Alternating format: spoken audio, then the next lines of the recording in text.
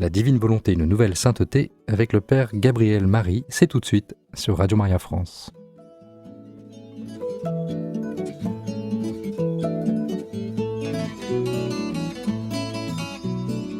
Père Gabriel Marie Chonan, bonjour, bienvenue sur Radio Maria France. Bonjour Jérôme, bonjour chers frères et sœurs bien-aimés, bonjour chers auditeurs, auditrices de Radio Maria. Alors Père, avec vous, on commence une nouvelle série d'enseignements. Oui, c'est avec une profonde joie et action de grâce au Seigneur que nous commençons cette série, cette émission qui va nous faire entrer pas à pas dans les enseignements de notre Seigneur à Luisa Picaretta, contenu dans les 36 volumes du Livre du Ciel et dans les nombreux autres écrits et textes qu'elle a rédigés sous l'instigation de ses confesseurs et selon la volonté du Seigneur. Nous voulons remercier chaleureusement Radio Maria pour l'invitation, ainsi que les pères Jean-Jacques et Dominique Dutène, deux grands apôtres de la divine volonté, qui vous ont entretenu régulièrement depuis 2 ans sur la divine volonté.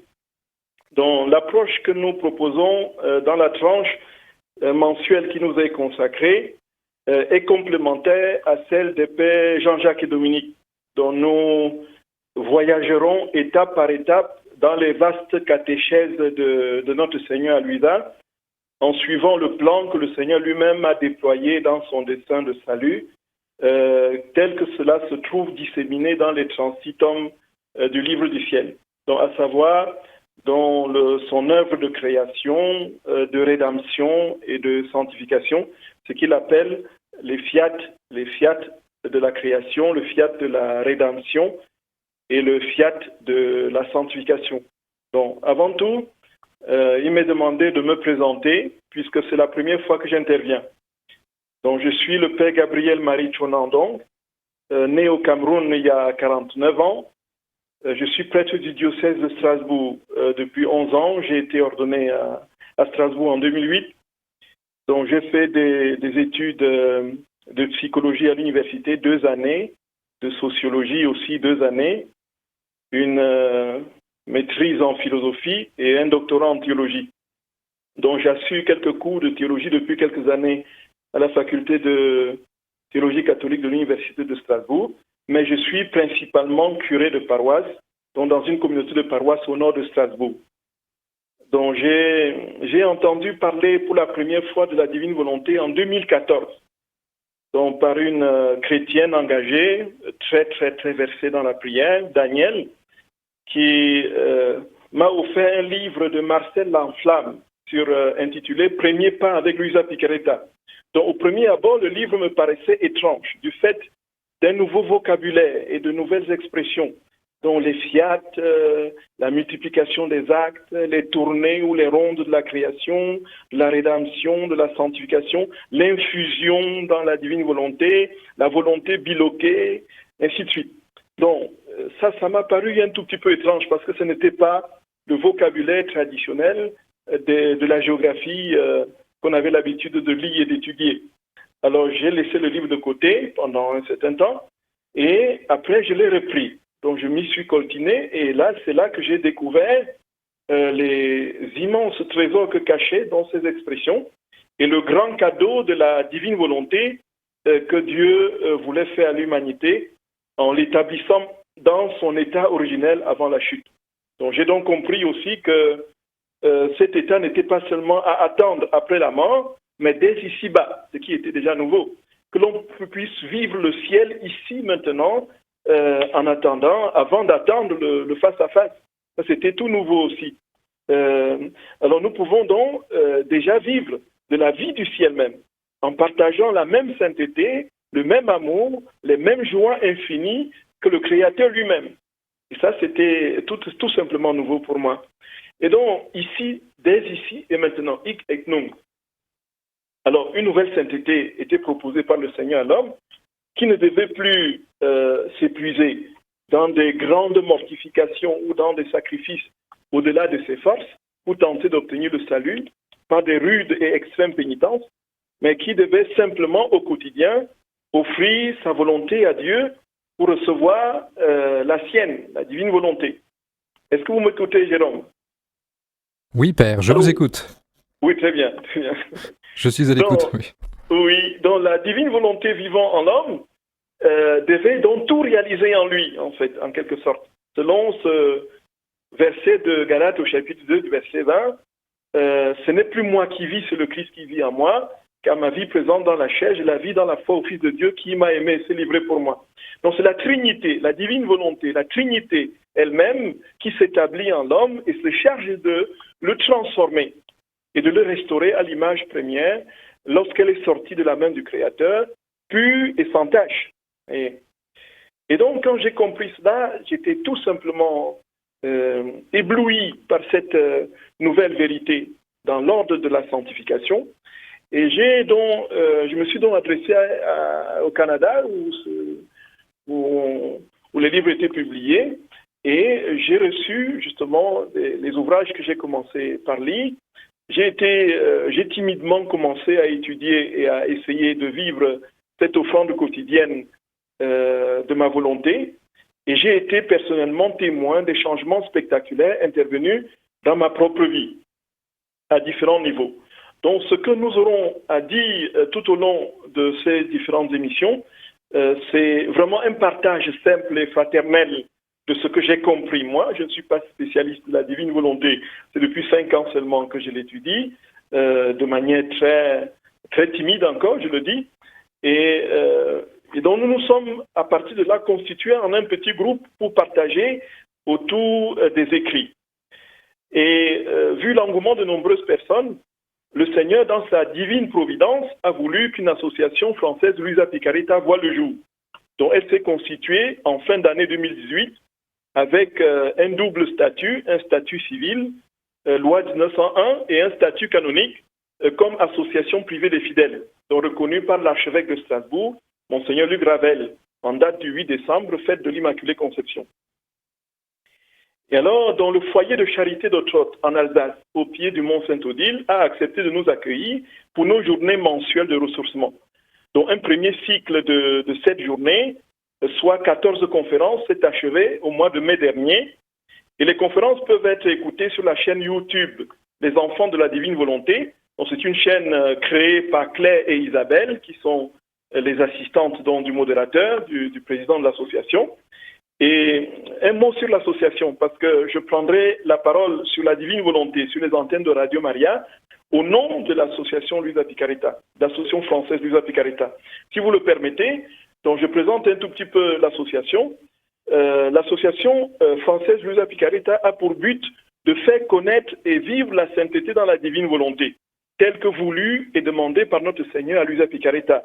Et pour cela, elle se charge de diffuser le plus largement possible les écrits sur la divine volonté, et puis met à des prix abordables à disposition, n'est-ce pas, tous les ouvrages, du moins les ouvrages qui sont aujourd'hui connus. Et pour que l'aspect financier ne soit pas un obstacle pour entrer dans cette vie de sainteté que le Seigneur propose. Et l'association donc a obtenu les droits sur les livres du ciel, des tomes 1 à 36. Alors je profite pour remercier M. Guy Harvey du Canada qui nous a légué les droits sur les tomes 1 à 18 et l'association franco-canadienne pour les droits sur les tomes 19 à 36. Donc une infinie gratitude à Marie-Hélène Dessert et le Pénaud, ainsi qu'à Catherine Lemise, la fille du traducteur décédé, Jean-Claude Lemise, qui a traduit les tomes 19 à 36. Et pour ces droits concédés à l'association française Luisa Picaretta. Donc nous avons aussi reçu de la même association franco-canadienne des droits sur une trentaine de titres sur des livres écrits sur la divine volonté par des théologiens ou par des personnes attestées comme conformes à la vérité et à la doctrine de l'Église et que nous allons progressivement publier. Donc, un autre moyen aussi, c'est les CD et audio. Donc, les livres audio seront disponibles aussi l'année prochaine, en 2020. Claire et Isabelle, qui vont enregistrer donc bientôt la fin des 36 tomes, les CD seront publiés. Et donc, l'association franco-canadienne nous a laissé donc tous les droits avec les premiers tomes. Voilà pour ce qui est de la présentation de l'association et de ma pauvre personne. Voilà. Alors, je proposerais que nous commencions dans ces émissions déjà par parler des différents écrits de Luisa Picarreta et puis de donner quelques clés pour y entrer. Comment est-ce qu'on peut facilement saisir ces écrits et les comprendre? Et puis, ensuite, progressivement, avancer dans le plan que lui-même, le Seigneur, a mis en place et qui n'est pas schématique, systématique dans les 36 volumes, qu'il faut aller glaner par-ci, par-là, ou essayer de le mettre en cohérence dans les 3 fiat dons, création, rédemption et sanctification. Alors, au fil des mois, nous allons cheminer dans cette voie de sainteté, selon la pédagogie même du Seigneur. Donc, outre les 36 tomes, Luisa a écrit 31 méditations pour le mois de mai, qui sont, n'est-ce pas, des catéchèses que notre très sainte mère, la Vierge Marie, lui donne sur la vie dans la divine volonté. Elle incite constamment à laisser tomber sa volonté. Et d'ailleurs, le Seigneur le rappelle dans différents endroits, quasi en répétition, que le seul obstacle véritable au bonheur de l'homme, c'est sa volonté propre. Et tant qu'il ne se dépossède pas de sa propre volonté, il ne peut pas acquérir, n'est-ce pas, la vie divine que le Seigneur vient lui proposer. Alors ces catéchèses, n'est-ce pas, les 31 méditations, sont intitulées la Reine du ciel dans le royaume de la divine volonté. Donc le Père Mathieu de Radio Maria nous donne la joie d'écouter au mois de mai, chaque jour. Donc elle a composé aussi de nombreuses prières et neuvaines tout au long de sa vie sur l'ordre de son confesseur, Saint Annibal Maria di Francia. Et elle va écrire entre 1913 et 1914 un ouvrage phare de très important aujourd'hui pour notre méditation, pour notre entrée dans le projet de la rédemption du Seigneur, l'horloge de la Passion, qui a été publié en 1915 et aujourd'hui appelé les 24 heures de la Passion, dont le Seigneur l'introduit progressivement dans le déroulement de sa passion depuis son arrestation jusqu'à sa mise au tombeau. Alors tous ces écrits ont été reconnus conformes, comme les pères Jean-Jacques et Dominique vous l'ont dit et répété, reconnus conformes à l'enseignement de l'Église et a reçu l'autorisation pour la publication officielle qui a été donnée par le cardinal Ratzinger, à l'époque préfet de la Congrégation pour la doctrine de la foi. C'était en date du 28 mars 1994. Donc, nous voyons que la littérature est donc particulièrement vaste. Et nous, au niveau de l'association, nous sommes en train de procéder à une lecture thématique, justement, des livres du ciel, à partir d'une grille de 5 questions. Donc, d'abord, la première question, c'est pour faciliter l'entrée, pour celui qui prend les tomes et qui ne sait pas comment commencer, s'il veut étudier de manière linéaire, qu'il commence, mais s'il veut aller dans les thèmes abordés par notre Seigneur à différents niveaux, il peut, à partir de la lecture que nous ferons et que nous mettrons à disposition des membres de l'association, donc il peut facilement entrer dans ces écrits. Donc il y a aussi que être membre de l'association française Luisa Picarreta, non seulement nous donne cette possibilité d'acquérir facilement les ouvrages sur la divine volonté, mais on s'inscrit dans une famille spirituelle et chaque jour une messe est célébrée justement à nos intentions. Alors, dans les 5 questions qui dirigent justement cette lecture thématique des 36 volumes, les voici. Donc, il est important de le connaître parce que cela peut plus facilement structurer et imprégner en nous justement les enseignements que Jésus nous donne par Luisa Picarreta. La première question, c'est qu'est-ce que la divine volonté? Alors, il faut d'abord, avant toute chose, connaître ce que c'est. C'est quoi la divine volonté? Alors, le Seigneur, dans les 36 volumes, essaie d'en parler chaque fois, soit par des métaphores, par des comparaisons, soit en donnant des définitions claires, qui peuvent paraître très techniques, mais qui sont là, qui sont réelles. Et on ne peut véritablement acquérir un bien que si lorsqu'on la connaît. C'est d'ailleurs Jésus qui le dit de manière très... Donc, cette question de de la définition même de la divine volonté. La deuxième question, quel est le but que la divine volonté poursuit? Quel but, n'est-ce pas, la divine volonté poursuit-elle? Alors, naturellement, la restauration de l'homme dans son état originel, qui retrouve la place de rang et le dessein pour lequel il a été créé par Dieu, ainsi de suite. Mais d'autres éléments encore que le Seigneur ajoute et que l'on peut voir disséminés à travers les temps. La troisième question, qui est double, c'est comment est-ce qu'elle nous parvient? Comment est-ce que la divine volonté, justement, est arrivée à nous? Donc, on aborde là la question de la rédemption. Jésus dit dans différents passages que la rédemption, lorsqu'il est venu sur terre, il travaillait à ce que la volonté, la volonté divine se fasse sur la terre comme au ciel. Et lorsqu'il est monté, avant de monter au ciel, il a enseigné le Notre Père à ses disciples pour que cela, n'est-ce pas, se réalise, pour que cela prenne forme.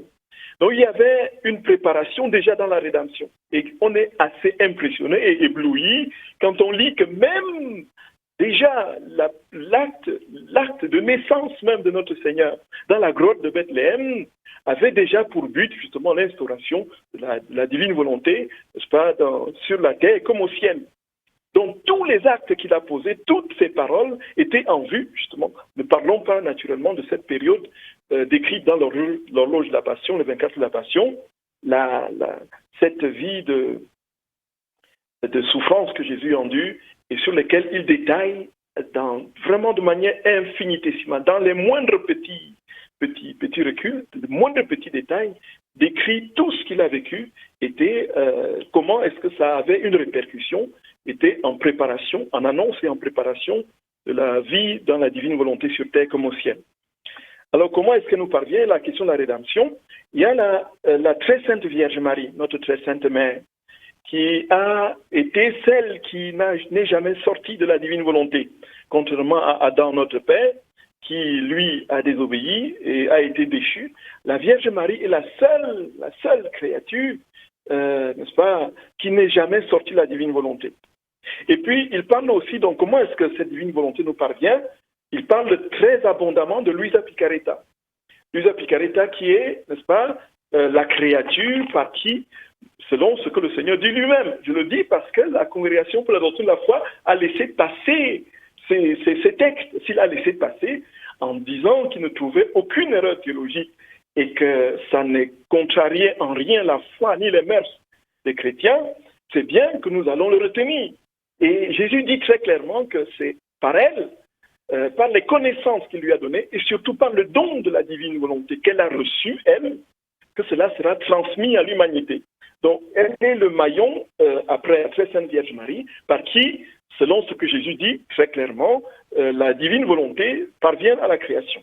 Et ça, c'est un élément, effectivement, qui déroute beaucoup de personnes. On va en parler quand ils lisent ces écritures apocryphes. Et puis, en fait, enfin, pour parler des canaux de la divine volonté par lesquels elle nous parvient, il y a les connaissances. Les connaissances sont précieuses. Jésus dit lui-même qu'on ne peut pas désirer une réalité qu'on ne connaît pas. On ne peut pas acquérir quelque chose qu'on ne connaît pas. Donc c'est au fur et à mesure des connaissances que l'on emmagasine sur une réalité, qu'on la désire, qu'on l'aime et qu'on l'acquiert. Voilà. Et puis la deuxième partie de la deuxième question, c'est comment vivre dans la divine volonté. Et puis on examine tout cela. Et puis la quatrième question que nous nous posons dans la lecture des Transitomes, c'est quelles sont les conséquences et les fruits de la vie dans la divine volonté? Quand on vit dans la divine volonté, quels sont les résultats, les conséquences? Quelles sont les répercussions? Jésus il y a un foisonnement de fruits. C'est impressionnant quand on lit ces écrits, c'est impressionnant. Alors on ne voudrait faire que ça, on ne voudrait vivre, on voudrait continuellement être dans la divine volonté pour être. En fait, c'est la restauration du ciel sur terre. Au fond, c'est cela. Celui qui vit dans la divine volonté, en vérité, dans la plénitude de tout son être, vit déjà au ciel d'ici-bas. C'est cela. Le ciel descend sur terre. La terre est absorbée au ciel. Vous voyez? C'est cela. Donc c'est particulièrement, quand on y pense, et quand on entend Jésus dire qu'on devient, n'est-ce pas, comme dit Sainte Thérèse de Sainte Élisabeth de la Trinité, une humanité de surcroît, on devient le Christ ambulant sur terre. On marche comme le Christ. C'est le Christ qui marche en nous, qui parle en nous, qui écoute en nous, qui mange en nous, qui dort en nous. C'est impressionnant. Et on ne peut pas ne pas diffuser un tel message. On ne peut pas taire une telle vérité et une telle joie à communiquer. Voyez. Alors, la dernière question que nous nous posons en lisant les livres du ciel, c'est quelle est la différence entre la sainteté ordinaire et la sainteté dans la divine volonté? Est-ce que vous m'écoutez, Jérôme? J'écoute toujours, Père. Ah oui, pardon. Il y aura juste un petit SMS, mais tout à l'heure, une question d'une auditrice. Voilà. Donc, cette grille de lecture pourrait nous aider à entrer plus facilement dans les thèmes abordés par le Seigneur dans le livre du ciel. Alors, je voulais, aujourd'hui, s'il y a encore un peu de temps, à moins que vous ne veuillez poser la question, que l'on y réponde avant de continuer, Jérôme. Voilà, Père, on peut déjà, la question est toute simple, hein, c'est Virginie qui nous écrit, question pratique, hein, qui demande comment, Père, adhérer à l'association Luisa Picaretta. Adhérer à l'association Luisa Picaretta, il suffit de téléphoner à la secrétaire au 06 14, donc 2 fois 14, 35 93. Donc c'est Nathalie qui vous répondra, la secrétaire de l'association, 06 14 35 93. Ou encore, envoyer un mail à assos, à 2soc.luisapicaretta@gmail.com. assos.luisapicaretta@gmail.com. Voilà. Merci, Père, c'est pour Virginie. Voilà, merci. Voilà, chers frères et sœurs bien-aimés, chers amis auditeurs, je voulais avec vous aborder aujourd'hui encore, si c'est possible, les difficultés que beaucoup rencontrent justement à entrer dans les écrits de Luisa Picaretta quand ils lisent quelques écrits de manière rapide. Alors il y a des objections qui sont de différents ordres. Donc, il y a les objections de forme, d'abord au niveau de la forme. Alors on trouve que le langage parfois est difficile. C'est un nouveau langage peu commun. On parle des tournées, des rondes de la création, comme je l'ai dit, de la rédemption, de la sanctification, de la bilocation des actes, ainsi de suite, de l'infusion, la divine volonté, des actes multipliés, l'acte unique, les actes préalables, les actes actuels, les fiat, ainsi de suite. Ça peut effrayer et repousser des personnes qui ne sont pas habituées à un tel langage. La vérité là, c'est que effectivement, à une nouvelle sainteté correspond effectivement un nouveau langage pour traduire cette nouvelle sainteté. Et donc, quand on est un tout petit peu persévérant, c'est là qu'on découvre que en dessous de la petite coquille, de la petite écorce, se cache un trésor immense, infini. Ces termes qu'on ne trouve pas dans la littérature, dans la géographie traditionnelle, portent une réalité nouvelle. Parce que le Seigneur dit des choses nouvelles qu'il n'a point dites auparavant. C'est ça, en fait.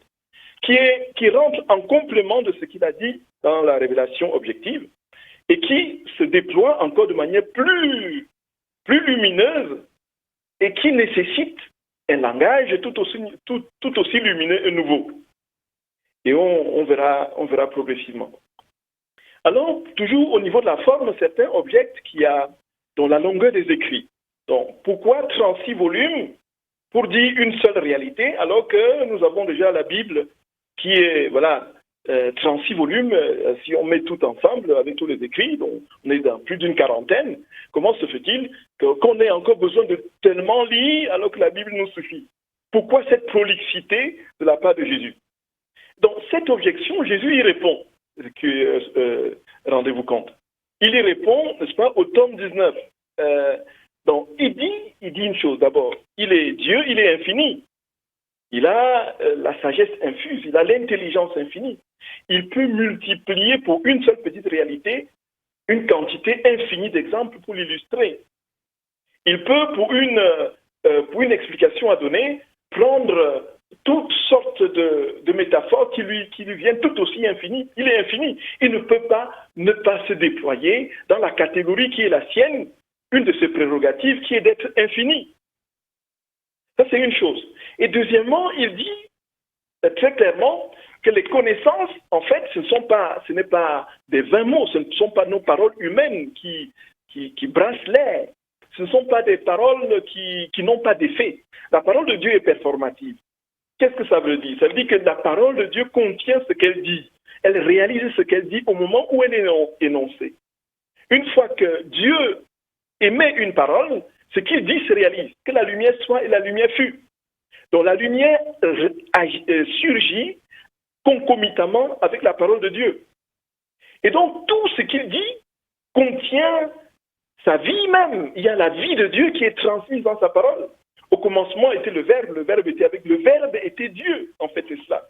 Les connaissances contiennent les dons qu'il veut communiquer. Et plus il parle, plus il communique ses dons. C'est ce qu'il dit. C'est au tome 19. Donc plus il parle, plus il communique ses dons. On ne peut pas empêcher Dieu de parler. Empêcher Dieu de parler, pardon. Alors, plus il communique, il ne parle pas pour rien dire. Il parle pour communiquer sa vie même. Voyez. Et c'est pourquoi il y a l'assiduité à la parole de Dieu, déjà, jusqu'avec l'Écriture, nous transforme au fur et à mesure, parce que c'est Dieu qui, en nous, se communique et nous transforme. Si on n'a pas cette assiduité, il n'y a pas de transformation possible. Voilà. Et d'autres objections portent sur le fond. Le fond, les personnes sont souvent heurtées par quelques petites choses. Bon, ils disent qu'il y a une très très grande familiarité que Jésus entretient avec Luisa Picaretta. Donc on a du mal à comprendre que la majesté divine s'amuse à jouer avec une petite créature, n'est-ce pas, à l'étreindre continuellement, à se transformer en petit bébé dans ses bras, et ainsi de suite. Donc cette objection a eu lieu, figurez-vous, déjà au temps de Luisa. Puisqu'on disait, mais ce n'est pas possible que l'on ait un Dieu qui est si familier, voyez. Et justement, on a encore ici, on charrie encore un ensemble de représentations de Dieu tel que l'on peut le voir dans les religions mystériques. Un Dieu qui est blotti quelque part dans l'écrin d'une majesté inaccessible, où il est continuellement en train de menacer les consciences, et faisant tout ce qui est en son pouvoir pour que personne ne déroge à ses lois, et châtiant ceux qui tentent de s'écarter, ne fût-ce que de quelques centimes, ainsi de suite. On a donc un Dieu dans l'imaginaire, d'un Dieu qui fait peur, un Dieu qui fait trembler, un Dieu qui punit. Voilà, on entend encore, j'ai encore entendu des confessions, on dit Dieu va te punir, on dit Dieu va me punir. Et toute la confession, n'est-ce pas, toutes les personnes qui se confiaient dans ces conditions de grande crainte de Dieu, ça consistait à leur dire, non, en fait, Dieu ne punit personne. Au fond, Dieu ne punit personne. Il y a une justice immanente qui n'est pas liée à Dieu. Dieu est un Dieu d'amour infini. Et s'il permet que la justice immanente se déploie, c'est bien parce qu'il aime infiniment l'homme et que le salut, en définitive, n'est pas dans la mort finale, n'est pas la mort du corps, en fait, n'est pas la perte de la chair humaine, du corps humain. C'est la perte de l'âme. Or, Dieu fait tout pour que nous soyons sauvés et que personne ne se perde. Je n'ai perdu aucun de ceux que tu m'as envoyés, sauf le fils de la perdition, dit-il dans sa prière sacerdotale, dans Jean au chapitre 17. Donc Dieu est un Dieu d'amour. Et donc, la familiarité que Luisa entretient avec Jésus, Jésus y répond parce qu'à un moment donné, effectivement, on a, dans les critiques de certains ecclésiastiques, on a confisqué ses écrits. Entre autres critiques, on disait que, voilà, Dieu est trop familier, ce n'est pas normal, ce n'est pas possible. En fait, Dieu, notre Dieu chrétien, Saint Augustin dit qu'il est plus intime à nous que nous-mêmes. Et voici ce que donc Jésus lui dit à Luisa, qu'en fait, si le monde est aussi éloigné de Dieu, c'est parce qu'on a cette conception d'un Dieu lointain. On n'a pas cette présence d'esprit que Dieu est intime à nous-mêmes, qu'il est à l'intérieur de nous. C'est ce que Jésus dit. Ce que Jésus dit, c'est au tome 28. Il dit très clairement que c'est à l'intérieur de nous qu'il est. Et donc, c'est en nous Et là, d'ailleurs, il va, c'est parfois, c'est déroutant comment il défie la logique humaine. Ouais, c'est comme une sorte une espèce de torrent comme ça qui ravale la pauvre infime intelligence humaine. Alors il dit, par exemple, vous dites que on s'étonne que je sois familier avec vous, avec toi, ma fille. Alors, que dira-t-on alors de l'Eucharistie? L'Eucharistie que l'on reçoit et qui va plus loin encore que le simple vis-à-vis, qui se transforme en nourriture et devient substance qui circule dans le sang. Qu'est-ce qui est plus familier, plus grégaire, plus abject, plus... Voilà. Entre le fait que je sois à tes côtés, que je te manifeste de la bienveillance, la tendresse et que je sois continuellement auprès de toi, qu'est-ce qui est le plus déconcertant entre l'hostie qui disparaît dans le corps humain et moi qui me manifeste à toi dans une singulière affection. Voilà. Donc là, le Seigneur lui-même répond à cette objection. Et puis vient aussi la question de la justice de Dieu. Bon. La justice de Dieu, on la voit dans les premiers tomes de Luisa Picaretta quand on le lit.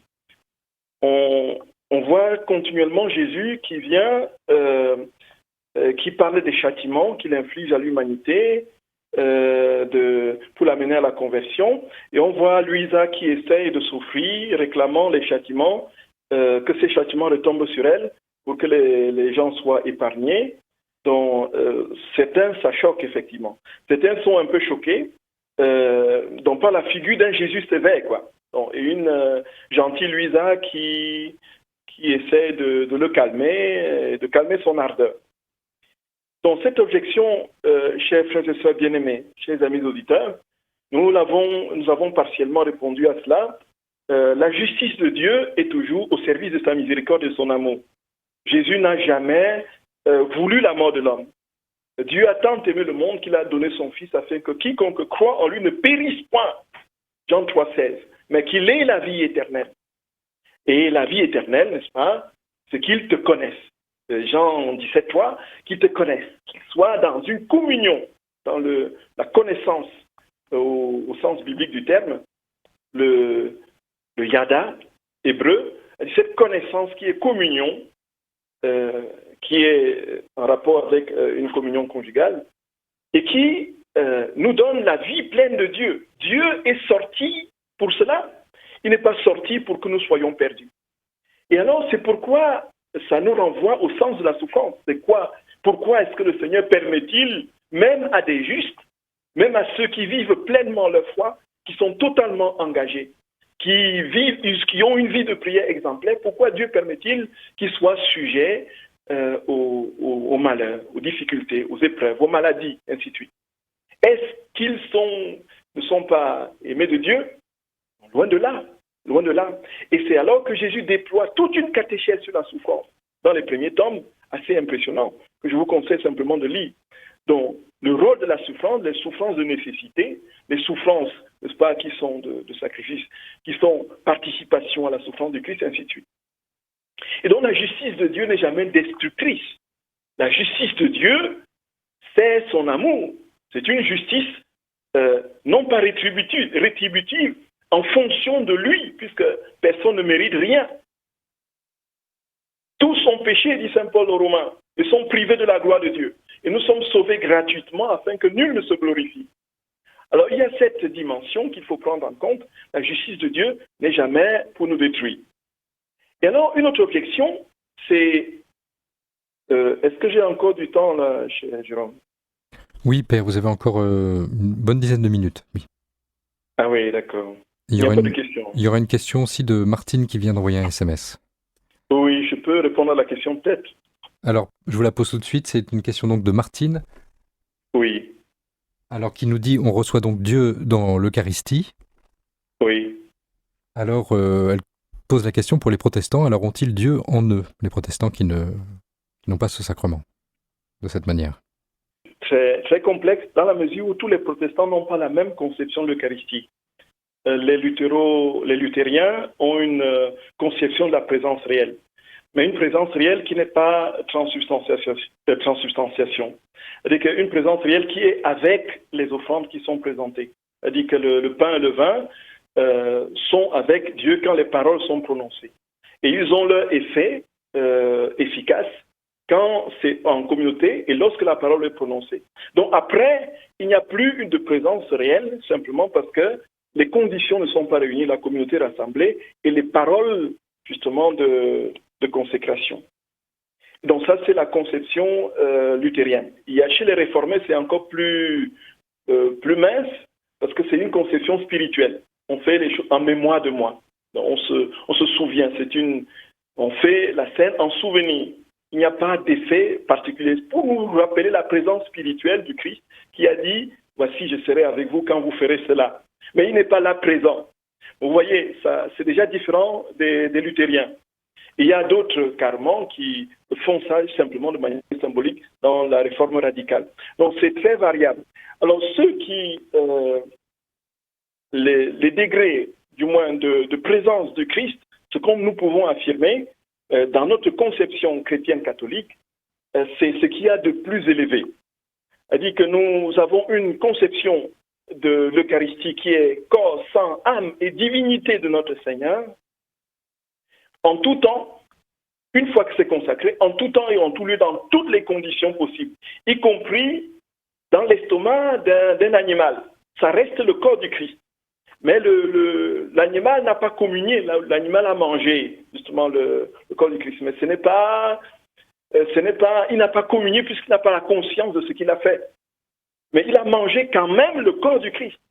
Donc, vous voyez dans la conception luthérienne, ou encore réformée, calviniste et autres, avec la réforme radicale Zwingli et autres, il n'y a rien en fait qui reste après. Donc après, la scène, le reste, on peut le jeter aux oiseaux. Mais sauf que par respect pour ce qui vient de se passer, ils évitent de le faire. Mais en fait, même si on le jetait aux oiseaux, il n'y aurait pas de difficulté à cela, de difficulté morale et spirituelle à cela, puisqu'il n'y a rien dans le reste de pain qui est là. Mais nous avons la réserve eucharistique. Donc nous pouvons dire que il y a Dieu se donne, s'il ne se donne pas pleinement dans le corps, il se donne pleinement dans sa parole tout aussi. Mais le degré le plus élevé où il se donne pleinement, on est dans les deux tables, le couronnement de la table de la parole, c'est la table eucharistique. C'est pourquoi les deux se tiennent chez nous, les catholiques. Donc on pourra dire que les protestants, pour ceux que nous avons évoqués, ont plus ou moins, n'est-ce pas, la table de la parole qui est prépondérante. D'ailleurs, ils axent beaucoup sur la parole et sur la prédication, sur la connaissance de l'Écriture. Et c'est aussi pour eux une manière de recevoir le Seigneur. Pour ce que je peux dire, voilà quelques éléments. Merci Père. Voilà Père, il nous reste quelques minutes. On peut, si vous voulez, conclure, Père. Oui, nous voulons rendre grâce au Seigneur pour ce temps de partage, et si cela ne vous dérange pas, prendre quelques éléments de cette petite prière que le Seigneur lui-même a demandé à inspirer à Luisa Picaretta, que tout le monde aujourd'hui connaît, la prière d'infusion dans la divine volonté. Du moins pour ceux qui ont plus ou moins affaire à la divine volonté. Donc, je ne suis rien, Dieu est tout, Père, je vous aime, aux divines volontés, venez penser par mon esprit, aux divines volontés, venez circuler dans mon sang, aux divines volontés, venez regarder par mes yeux, aux divines volontés, venez écouter par mes oreilles, aux divines volontés, venez parler par ma voix, aux divines volontés, venez respirer par mon souffle, aux divines volontés, venez battre dans mon cœur, aux divines volontés, venez bouger à travers mes mouvements, aux divines volontés, venez souffler à travers mes souffrances de telle manière que mon âme consumée et fusionnée en vous soit un crucifix vivant pour la gloire du Père. Donc je prie que nous soyons tous un crucifix vivant pour la gloire du Père et que nous vivions pleinement de cette vie de sainteté, ce grand cadeau que le Seigneur donne à notre humanité aujourd'hui et qui va bientôt transfigurer et éclabousser le monde de sa gloire. Voilà. Merci à vous, chers amis auditeurs, chers frères et sœurs, et que le Seigneur vous bénisse abondamment. Merci, Amen. Merci beaucoup, Père Gabriel Marie, et à très vite sur l'antenne de Radio Maria France. Merci à vous. Merci beaucoup, chef. Merci. Au revoir, Jérôme. Au revoir, Père.